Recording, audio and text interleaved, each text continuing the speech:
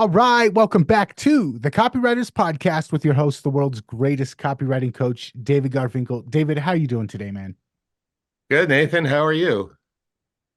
I'm doing fantastic, other than some computer technical difficulties, but we're recording on Zoom for this episode, and I'm assuming it's going to go great from this point forward. And I'm also excited because we're going to be talking about, I'm going to say, one of my favorite copywriters.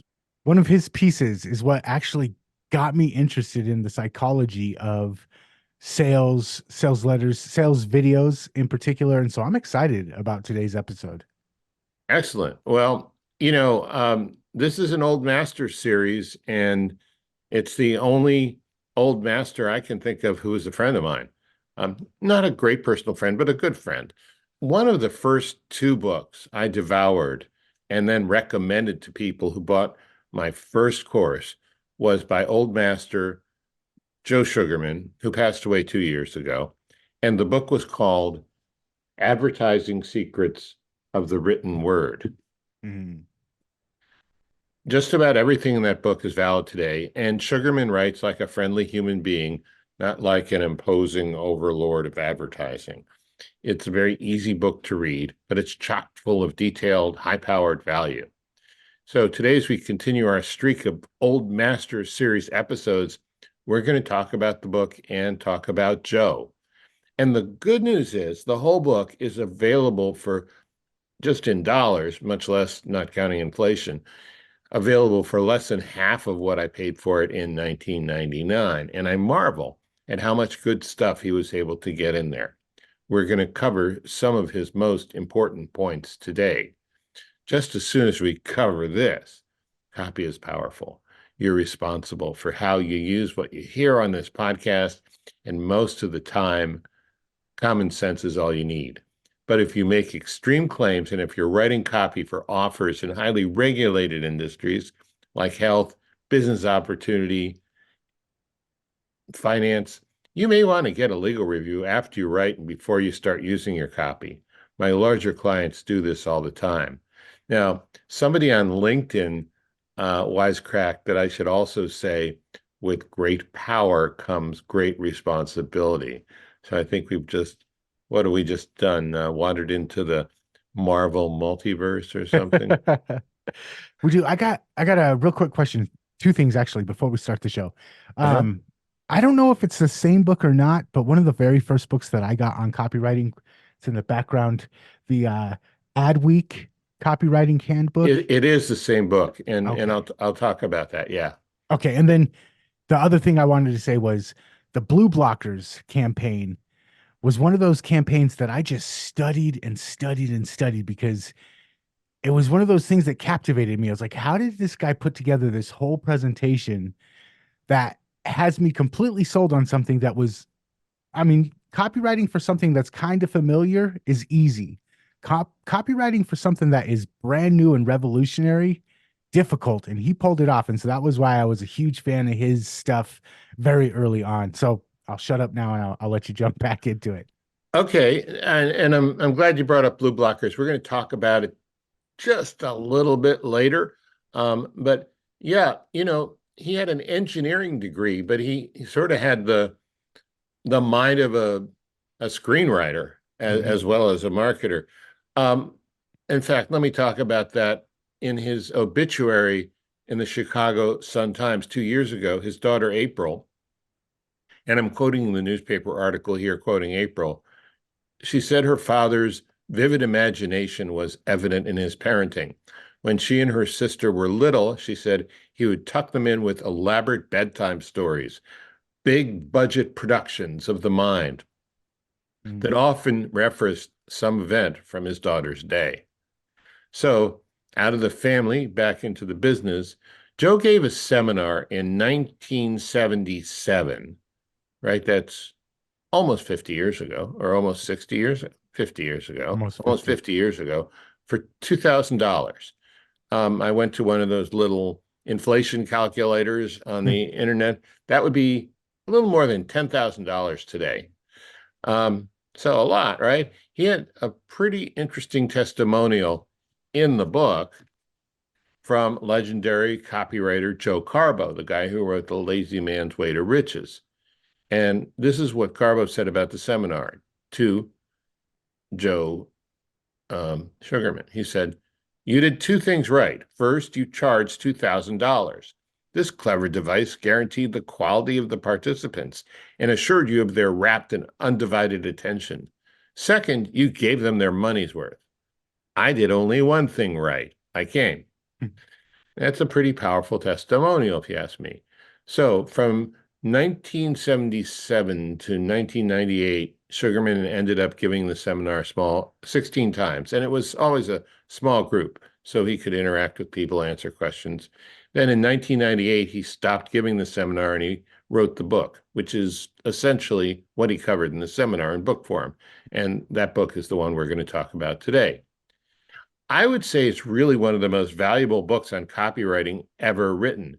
It's very different than Gene Schwartz's Breakthrough Advertising, for instance, which is packed with value, but really complicated, very hard to absorb and implement.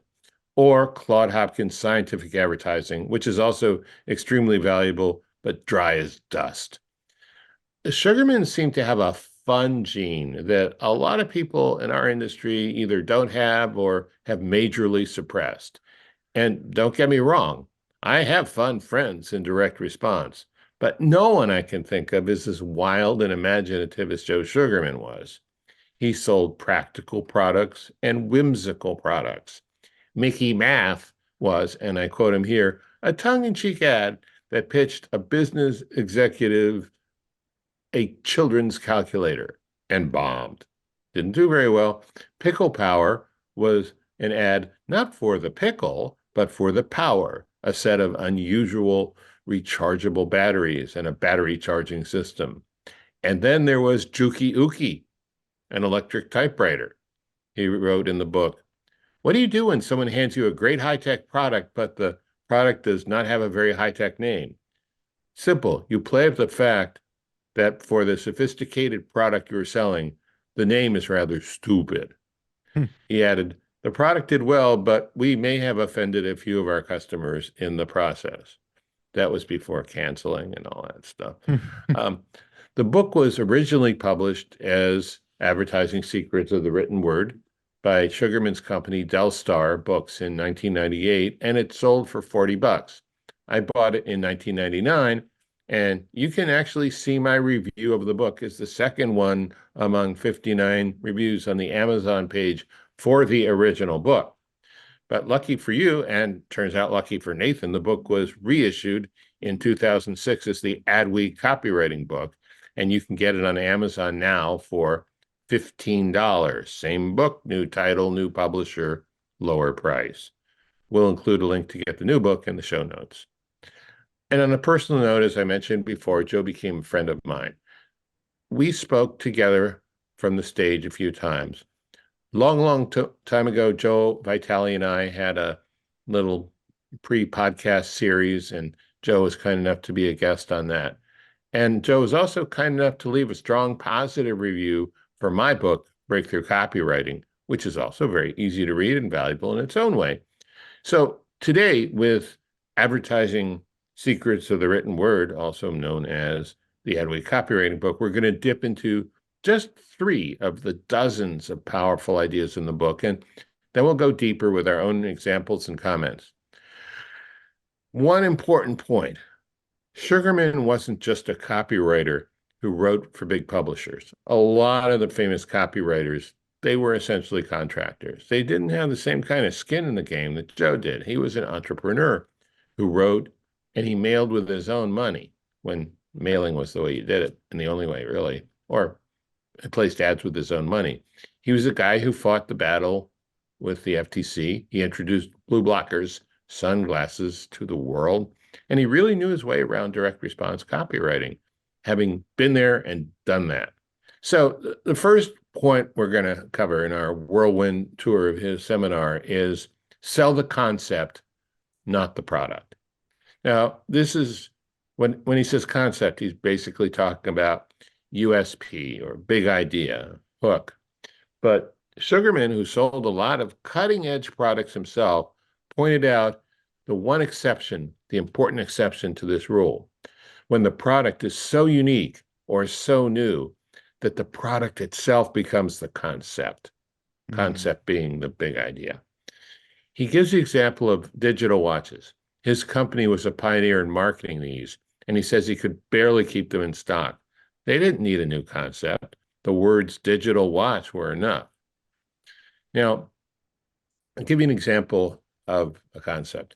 Before they were well known, Sugarman introduced home smoke detectors to the market. His concept, which he uses as a headline, was simply the word nose. That is, a product you attach to the ceiling and it kept sniffing the air for you. In just a few minutes, we'll talk about another section of the book where Sugarman lays out his 10 steps to creating a winning promotion. Selling the concept relates to the first step in that process, namely the interest excitement. And again, we'll get to the other 9 steps soon, but the fact is, many products are just not exciting enough by themselves, and you need to find a way to dramatize them, to make them more personally compelling to a prospect, just to get the prospect's attention. Another recently departed old master, Ted Nicholas, had a great technique he called the ultimate benefit. The idea was if you had unlimited powers to confer a benefit on your product, what benefit would you give it? And that could become your concept. Of course, you might need to fine tune it a little, maybe dial it back a little, maybe even more today than when Ted introduced the idea, because compliance is a much bigger concern these days than 30 years ago when Ted introduced the idea. Now, let's look at some other ways to develop your concept. These aren't from the book. These are from me and the internet and research and life and fellow copywriters. People don't buy products. They buy a better version of themselves. Mm. It's a great quote. I am having trouble finding the source of it, but it's one way of looking at selling the concept rather than the product. You don't buy the product, you buy a better version of yourself. My best guess, based on the research I did, is it comes from a tech industry company in 2014 called User Onboarding. But wherever it comes from, let's look at better version of yourself. Back in the 70s, as Sugarman points out in his book, the ultimate car to own in California was a Rolls Royce. These days, it seems like it's a Lamborghini. Does owning a fancy car really transform you into a better version of yourself? A lot of people seem to think so. Therefore, it doesn't really matter if it actually does or not. What's important is that people think so, and that's what they're buying. So any gym, personal trainer, bodybuilding course, or weight loss supplement is selling your prospect a better version of themselves. I guess the trick is keeping that better version of yourself, and maybe that's why those businesses stay in business. Mm. Just about every personal growth offer, from finishing school to Dale Carnegie to Landmark, is offering you a better version of yourself. Your mileage may vary. But here's a quote from Hemingway in support of personal growth. There is nothing noble in being superior to your fellow man. True nobility is being superior to your formal self. We've done episodes in the past where you talked about the things that people are actually buying. I think uh, increased health, saving money, making money. But one of them that you've talked about is status, increased status. And I think that that plays a large role in this. If I'm buying a Nike workout suit or Nike basketball shoes, a lot of it isn't really about the shoes themselves. It's about the increased status on the basketball court that I have. You got it. I think that's absolutely right. I mean, it's funny, these little things can make such a big difference between our ears. Yeah, like just a different basketball suit. Okay, here's another concept that works that's interesting. When you buy from us, you become part of something bigger. Okay. So this can go anywhere from joining a community to becoming part of a cult, but the attraction and the concept are the same. You buy and you are no longer alone in that cold, uncaring world out there. You are warm and safe inside with us. Pretty appealing invitation, right? A good marketing example of this is Tom's Shoes. I used to think that when, I think it used to be that when you bought a pair of shoes from this company, they would donate a pair to someone in need. I think that was true, but they changed it. I just checked their website yesterday, and they have a page that says, when you buy Tom's, you help fund access to mental health, a mental health resource for the millions of people who need them. We're in business to improve lives. That's why we give 1/3 of our profits for good through cash grants and deep partnerships with community organizations to drive sustainable change. Mm. So if you're a libertarian, John Galt kind of person, and you think this couldn't possibly work because people are only self-interested, well, some people are. Apparently, some people aren't. The company made $392 million in sales in 2022, the last year they have recorded. So apparently it's working. One Yeah, way to do it. I always warn against trying to impress people into buying.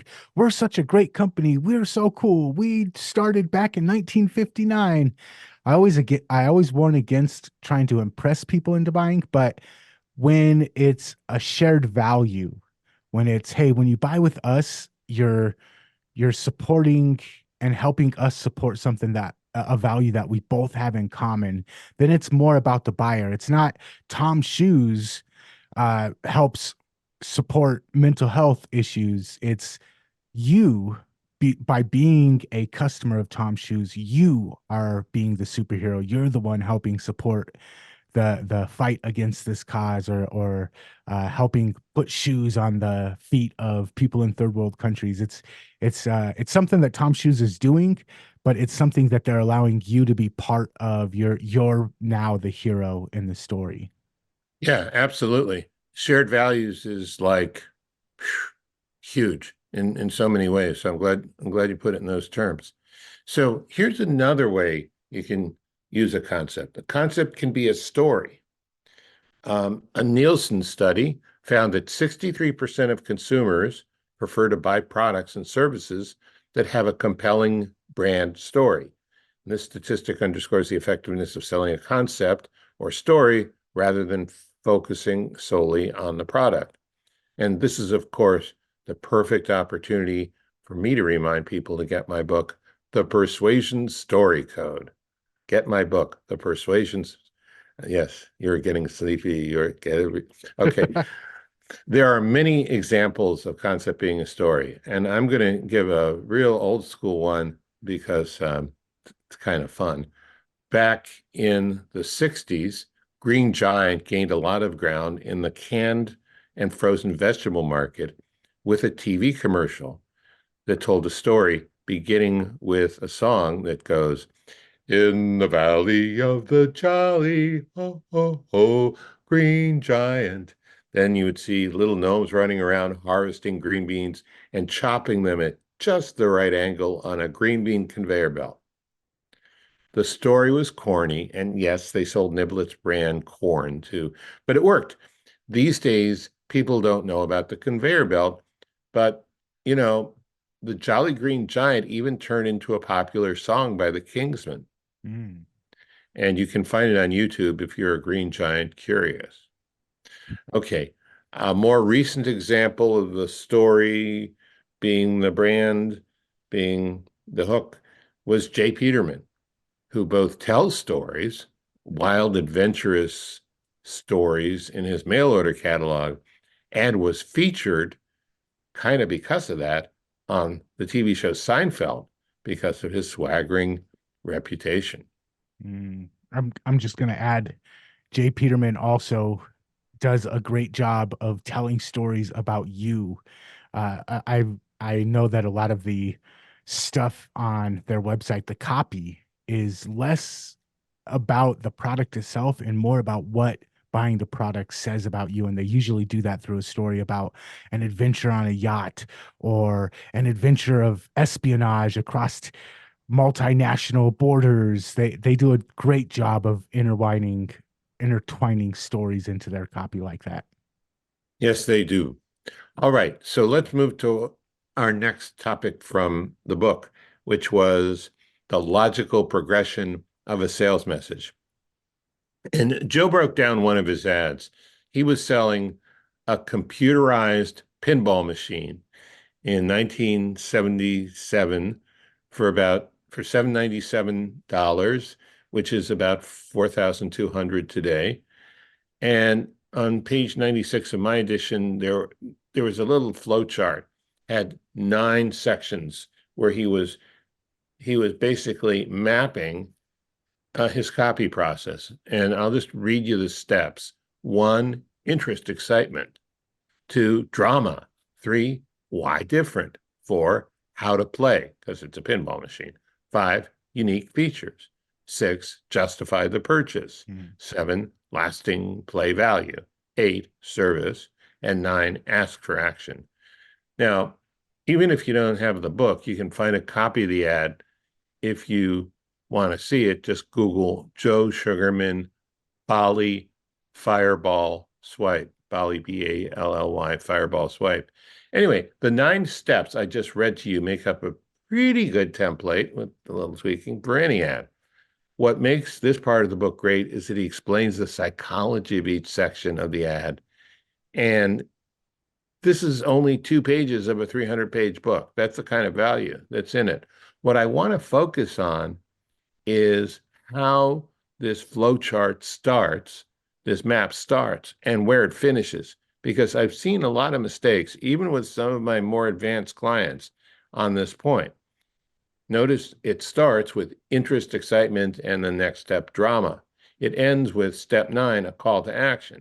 So one big mistake I see in copy, and again, this is even from some of my advanced experienced clients, people who have done 8, 7, 6, and 7-figure promotions, like brought in 100,000 or $1 million in a short period of time or a year, is they put the call to action right at the top of the sales page. Now, if you have a sales page and your prospect doesn't already know everything about your product when they get there, it's really not a good idea to put an order now button above the headline.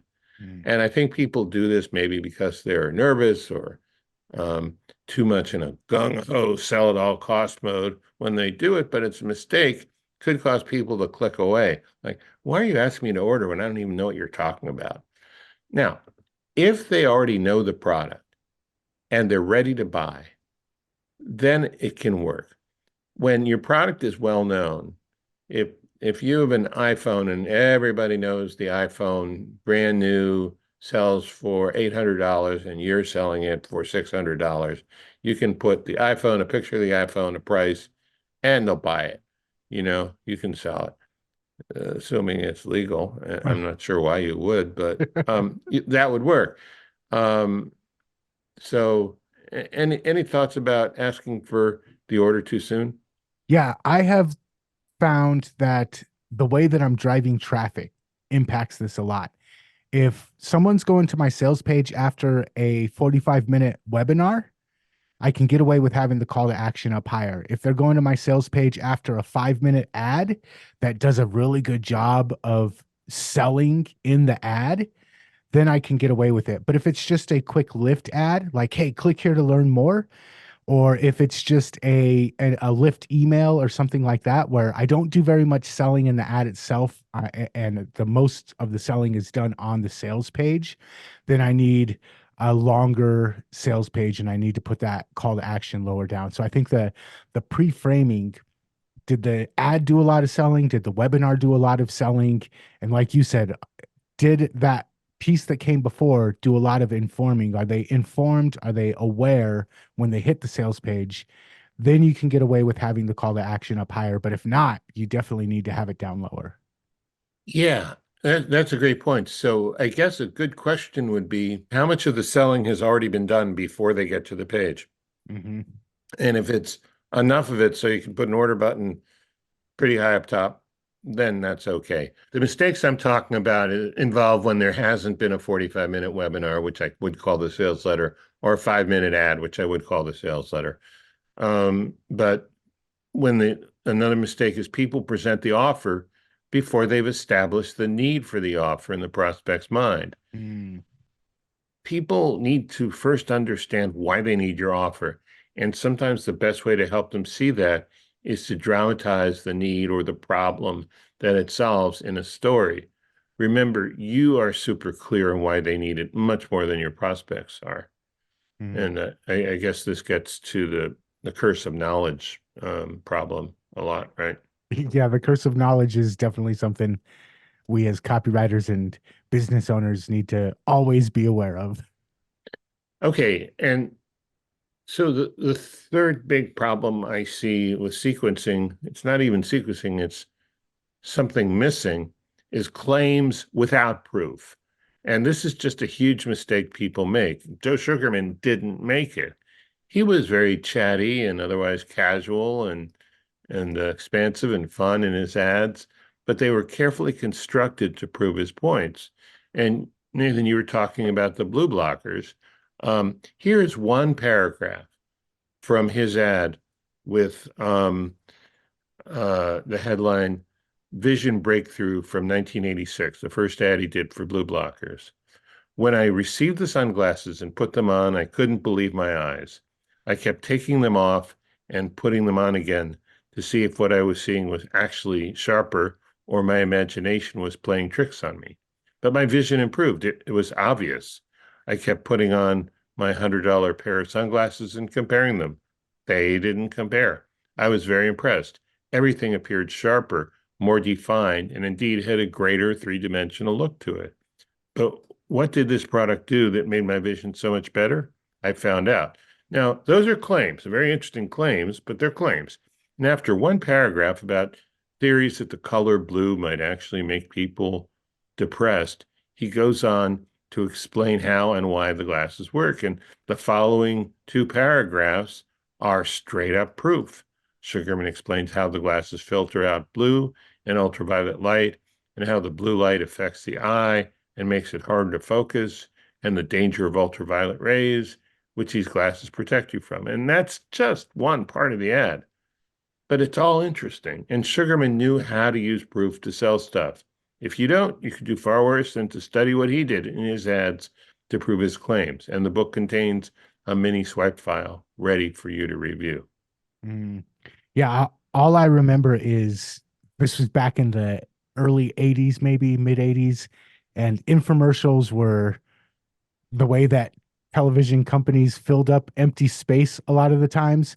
And so there were a lot of infomercials back in the day, and that one was the one that really stood out for me as a kid was just how great of a job. And once I got into copywriting, like I said, I went back and just studied the heck out of that whole campaign because he was such a master at all of the stuff that we've been talking about today.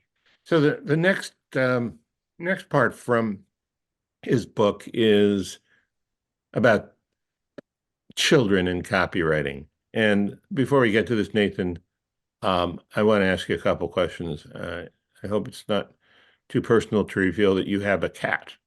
I just got a new cat. Yep. And have you noticed yet that the cat sheds? She's a long hair cat, so she sheds everywhere. Okay, I just wanted to set that up. Now, when we were going over the Chicago Sun-Times article about Sugarman, there was a quote from his adult daughter. But from the book, here's something she wrote at one of his early seminars many years ago when she was only 8 years old. And she kept telling her dad, I want to share this with the group. And he said no. And finally, he relented. And so he put it in the book. And so I share it with you now. Headline: The best pet. Subheadline: Do you want a pet that doesn't shed? Copy: Think about it. You can get a pet that doesn't shed, doesn't run around the house, and is easy to take care of. You probably guessed it's a rabbit, bird, fish, or turtle, but you're wrong. It's a guinea pig. You want to know, how do you take care of the big guinea pig? Where should I keep it? What does it eat? It's all simple. If you don't have a guinea pig cage, then get a box high enough so it won't get out, and large enough so it can run around. Feed it guinea pig pellets and feed it a couple of fresh greens. Put plastic at the bottom and newspaper on top, and at least an inch high of shavings. Put a bowl in for food and a water bottle for water. That's all you need to know. To order, call phone number and order today. Mm. So his point that children can write copy, anyone can write copy. And, I have this theory called the kitchen table university. I mean, when you have a dad who's a direct response marketer, you read his ads and you hear him talking with people and you hear him talking about the business, and who knows how many direct response principles ended up in those bedtime stories, even unconsciously. Hmm. You have an advantage, but children can do this. I mean, I do remember. You might need to be a little older to understand all the fine nuances of copy, but it's it's simple language and it's a pretty straightforward thing. Yeah, and I think that that's one of the things that copywriters have to overcome when they first start copywriting, because writers are taught to be human resources sounding type writers. And one of the things that Joe Sugarman was great at was just making the copy very personable and very easy to understand. And we just mentioned copy written by a child, or written easy enough for a child to understand. And I think that that was something that he and um, Halbert also talked a lot about, is making sure that you can read it back to somebody who's not college educated and they can understand. And if not, then you need to go back and rework your copy. I mean, what would happen if human resources went through that ad? Surely they'd want to qualify the best pet, the best pet under certain circumstances.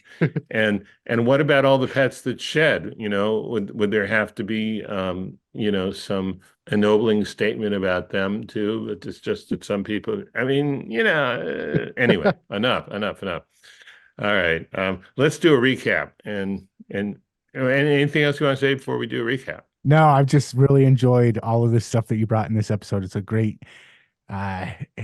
stroll back through memory lane of getting familiar with Joe Sugarman when I first got into copywriting. So I really enjoyed it.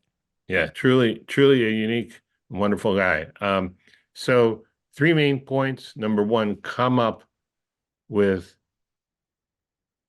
a concept or a big idea for your product, unless the product is so revolutionary and exciting in and of itself that the product is the big idea. Then you don't need to come up with another one. You just need to present the product with enthusiasm. Number two, there is a structure for copy. Sugarman shared his for one of his ads. With a few small tweaks, the same structure would work for any ad. Mm.